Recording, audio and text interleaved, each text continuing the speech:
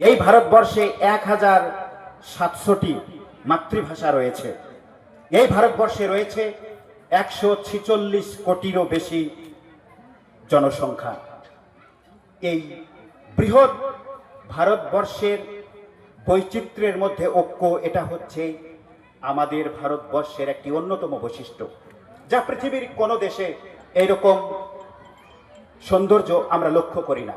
এখানে ইসলাম, খ্রিস্টান, বৌদ্ধ, জৈন, পারসিক, বাহাই, ইহুদি, বিভিন্ন ধর্মের মানুষ বসবাস করে।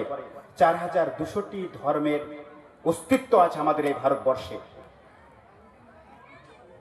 এখানে বিভিন্ন রাজ্যে যদি আমরা যাই, তাহলে রাজ্যের এক একটা পরিবেশকে দেখে মনে হয় এক একটি যেন দেশ।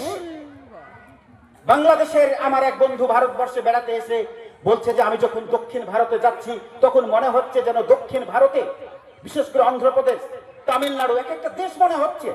কারণ সেখানকার শিক্ষা, সংস্কৃতি, তাদের কালচার, তাদের পোশাক, তাদের খাওয়া দাওয়া সম্পূর্ণ আলাদা, আমাদের বাঙালিদের মতো নয়। এই বৈচিত্র্যময় দেশ হচ্ছে আমাদের ভারত। এই ভারতবর্ষে আমরা জন্মেছি, এটা আমাদের গর্ব।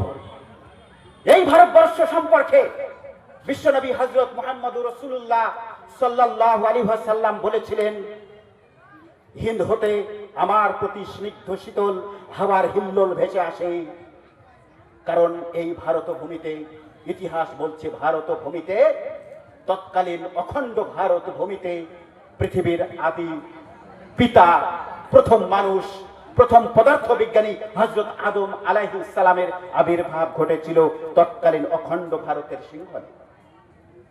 গোলাম আহমেদ মুর্তজার চেপে রাখা ইতিহাসে তথ্য আছে। প্যারে হাজিরিন, সেই ভারতবর্ষে আমরা বসবাস করি।